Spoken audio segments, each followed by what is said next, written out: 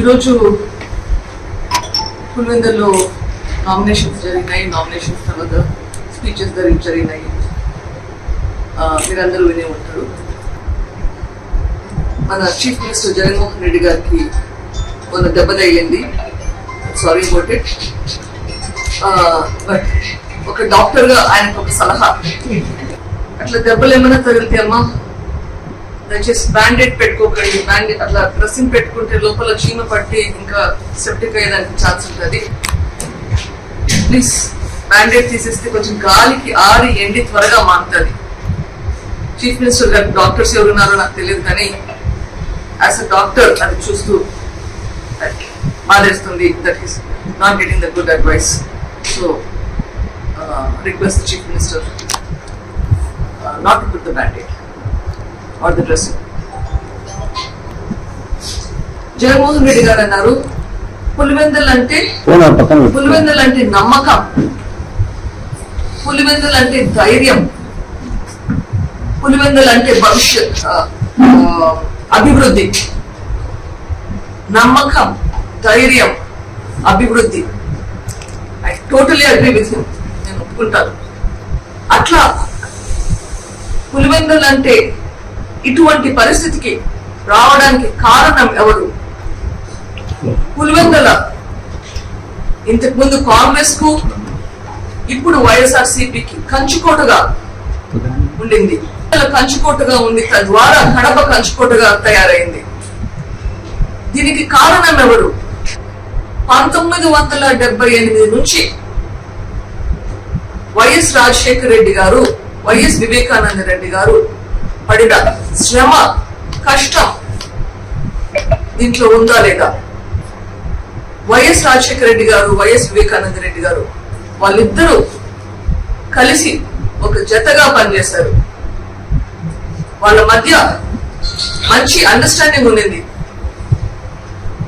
రాజశేఖర రెడ్డి గారు స్టేట్ లెవెల్లోనూ, వివేకానంద రెడ్డి గారు పులివెందుల, కడప చూసుకోవడంలోనూ వాళ్ళకి క్లారిటీ ఉండింది. పులివెందుల్లో ఏ ఇంటికి పో, ఆ ఇంట్లో ఉన్న సమస్యలకు ఎప్పుడైనా వివేకానంద రెడ్డి గారిని ప్రశ్నించలేదా?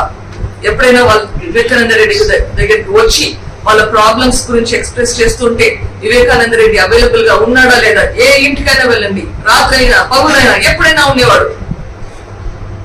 అట్లా కొన్ని దశాబ్దాలుగా కష్టపడి పని చేస్తే ఇక్కడ ప్రాంత ప్రజలకి వాళ్ళ అవసరాలు ఏమో అర్థం చేసుకొని గ్రహించి అవి సాల్వ్ చేయడానికి, ప్రాంత ప్రజలకు పర్సనల్ ప్రాబ్లమ్స్, ఈ ప్రాంతానికి ఏమేమి అవసరమో అవి అన్ని సాల్వ్ చేయడానికి కృషి చేస్తే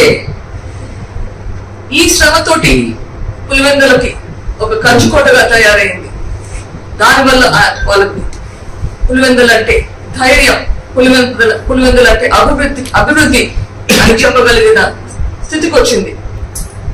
వైఎస్ రాజశేఖర రెడ్డి గారు ఎమ్మెల్యే, ఎంపీ, చీఫ్ మినిస్టర్ గా ఉన్నారు.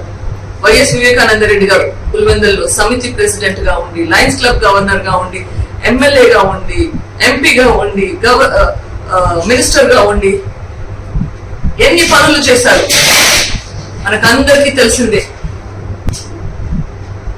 ఇన్ని జరిగినాక కూడా ఎందుకు మీకు వివేకానంద రెడ్డి గారు అంటే అంత అసూయ, ద్వేషం?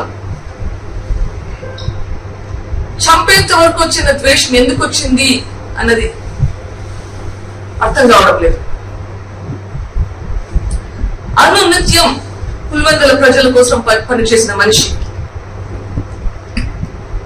అందుకనేనా ఈ ఈర్ష్య? ఈ రోజు ప్రసంగంలో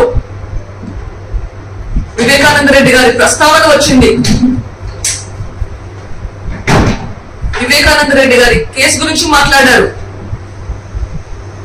వివేకానంద రెడ్డి గారి గురించి నెగిటివ్ గా వచ్చేలా మాట్లాడారు.